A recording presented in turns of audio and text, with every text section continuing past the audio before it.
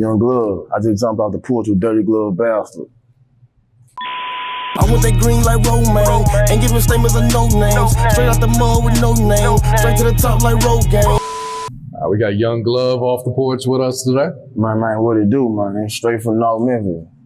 How you feeling today, man? Man, I'm all right. How about yourself, man? Doing well, man. Appreciate you coming by, man. Man, I'm delighted to be here, bro. That's it. Yeah, like you said, visiting us from Memphis. What you working on here in Atlanta for this trip? Oh, man, you know, I heard, man, finna drop a little song tomorrow night. You know, do some networking. Other than that, man, you know, shit, I'm finna enjoy the city, man. You know. How often do you get down here to Atlanta? Man, come down quite often, kind of frequently. You know, this is probably like a second home to me, though. So I was, you know, just telling them, shit, I'm kind of thinking about moving to the A. So just on some real shit, I love coming to Atlanta. Yeah. How does working here in Atlanta compare to back at home? Work here in Atlanta is like, how can I say it? It's like fluctuating. It's constant moving. You know, like home, you know, constant making stuff happen. So it's a difference. Yeah. So what's life like in North Memphis these days, huh? Man, the trenches, you know, shit, just straight gutter, man. Like, just trying to get out that shit. Like, for all the shootouts and all the extra bullshit that comes with the streets and shit. Yeah. For people who've never been to Memphis, how is the North compared to the South?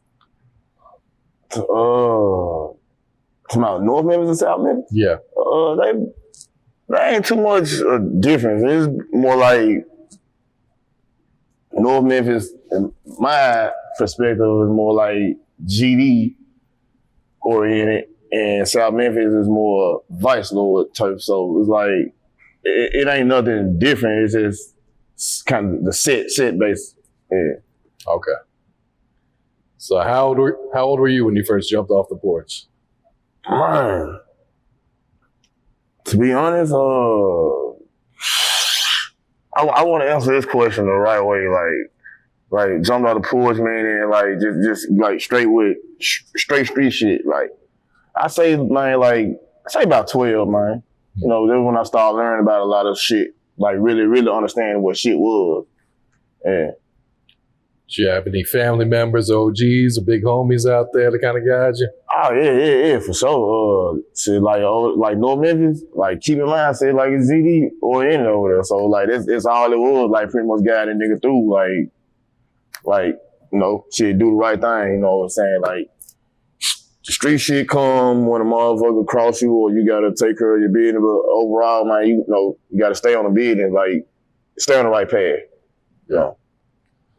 What was one of the biggest life lessons you learned while being out in the streets of Memphis? Man, one of the biggest lessons was getting money. Yeah, just like when I knew I can get money from the street, that taught me a lot about life. And whole lot. So how long you been rapping now? Man, I've been rapping for a few years now, man. Yeah, for a few years now. What had motivated you to start at first? The motivation came from pretty much hearing like just favorite songs or certain rappers I fuck with, and I felt like it was some kind of relation there. I related to their music, so yeah, that's what that was. Who were some of those artists that you listened to that you could relate to? Man, you got Gotti, Dolph, nigga like Project Pet, you know, just even Wayne, Jeezy, Gucci, and Tip. Hearing all them niggas, man, you know, they make you want to rap. Yeah. How long you been taking your music serious now? Man, I've been taking my music serious for quite some time. I ain't gonna lie, man. It's like constantly getting in trouble and shit. Like it could kind of knock you off your hands a little bit. Like when you're getting in trouble, like whether it's streets or you know, whether you're getting sued or some shit like that, it can kind of like discourage you a little bit, but it keeps you going. But for me, my thing would be like, I'm always getting in some bullshit, and it would make people feel like I'm not focused, but I am focused on my music. It's like, if you could Google Yun Gluv, you would see that like I'm really, really trying to take the pinball and hit every motherfucking angle and corner of that motherfucker that I can. Yeah. Talk to us about that single you had called Jugg. Oh man, Jugg, that was a fun joint. My main goal with this song was I just wanted everybody to dance. Like I didn't really have no purpose of trying to like come real hard to it or nothing like that. I just wanted people to dance to the song, whether it was old, young, you know, black, white. I just want people to have fun and dance. Whether they could do the dance correctly or not, that was not the purpose of us coming up with the dance. We wanted people to do the dance and we just laugh and have fun. Who came up with that dance? My partner Mac T-Shot and my homeboy Sean Brown, Lord rest his soul, he passed away. But yeah, those two guys, they came up with this dance to the song, and it helped me out a lot. Like, me, I can't dance, man, but I turn up though. I ain't gonna lie, I turn up, but I ain't no dancer. Yeah, most people, when they think of Memphis dancing, they probably think of like gangster walking and stuff like that. Yeah. What lane of music would you say you make? Is it just kind of on the trap street shit, or? Me personally, I would like to say it's a mixture of a lot of hip hop, which people would call rap, where you got your trap, some gangster shit, some commercial type shit.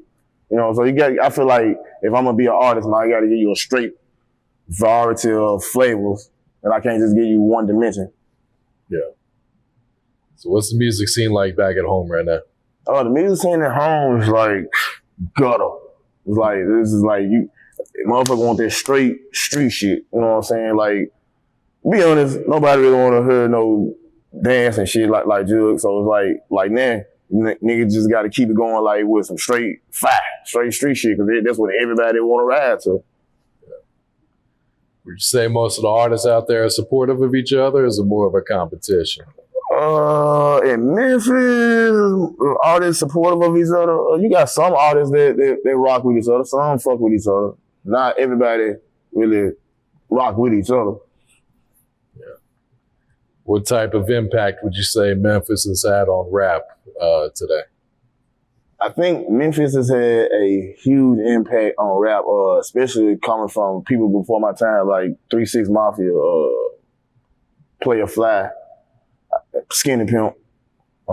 Like, I may not really be familiar with so much of their music, but I am aware of the music and the path that they created for people like Yo Gotti and so on. Yeah. So how'd you get your rap name? Man, to be honest, I got my rap name from like taking shit. You know, and I don't want to use other words, but it's pretty much like taking stuff. You know, I wouldn't call myself a thief or no shit like that, but in life you gotta do what you gotta do, and everything ain't always given, but opportunities are always there. It's just how you seize the moment.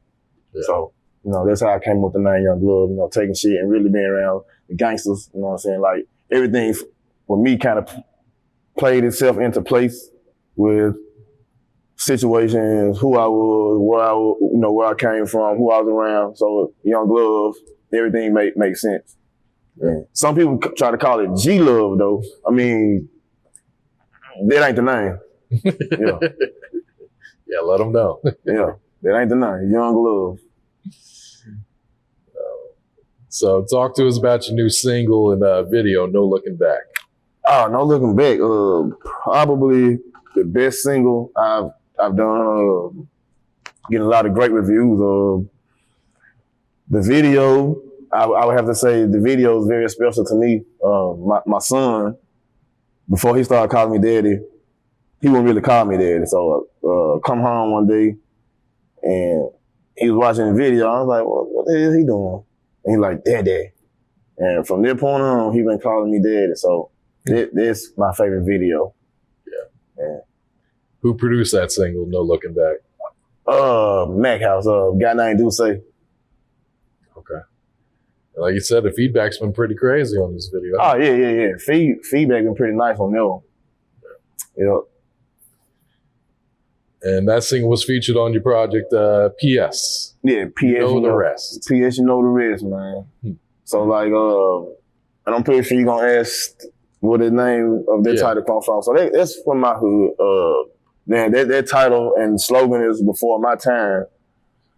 So I kind of like I want to dedicate that to my upbringing, where I come from, because it's so important to who Yun Gluv is to the music world, you know. So there's PS, you know the rest, you know, from Memphis to Chicago, man, it's dead on the wood, you know, that way. What part of North Memphis are you from?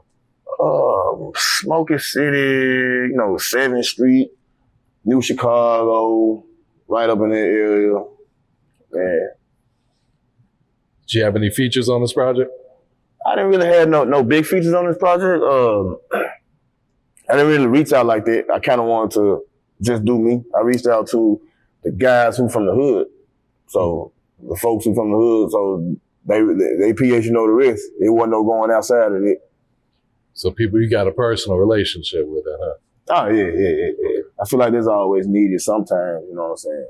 Like, and it goes back to the question you asked, like, do rappers rock with each other like that in Memphis? Like, it depends on who you rocking with. Yeah. What's your creative process like these days? Are you still writing or are you freestyling, punching in? Me personally, man, I started out freestyling. That's really like, I came into this shit freestyling, and I couldn't really freestyle at first, but I kept going, and I still wasn't no good at the shit, so I stayed at it. My little brother, when I impressed my little brother, that's how I knew right then and there, man, like, I got this shit. So I was like, fuck it, I'm gonna write, because I really wanted to be a composer. Like, I've always liked writing in school and shit. English, I used to that shit. Now, when it came to math, you know, I ain't gonna lie, math was a crazy, fucked up subject for me sometimes. Now, I know how to add and subtract, but yeah. But back to the writing thing. I love writing, man. I'm more of a writer, so I stay writing. Okay. Do you need to hear the beat to write, or can you kind of just write and then add it to a beat? Nah, I don't really need to hear the beat. Preferably, I'd rather hear the beat just to know exactly what I'm about to put on this track. But when something really comes from the heart, I'm a write without the track. Yeah. Who are some producers you work with on this project? PS, you know the rest? Yeah. Like I said, you got Mac House, Duce, you got Chopper-Matic, Big Row. Shit, that's a name for you. I can't really think of the other producer. I know they probably gonna get on my ass about this. All right. Are you working on a new project right now? Yeah, man. Working on this Belzer game, you know, Long Live Wu Belzer. This another homeboy from the hood.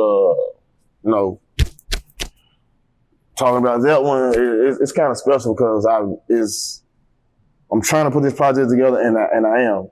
It's coming out in October. So this is going to be one of my funnest projects because I'm dedicating it to somebody. Yeah. Do you have any different features on this one? Or? Oh yeah, man, I got some hitters coming on this one. One of Memphis legends. I ain't gonna say his name right now, but it's gonna be a surprise feature from him. Like, we've been back and forth talking and stuff.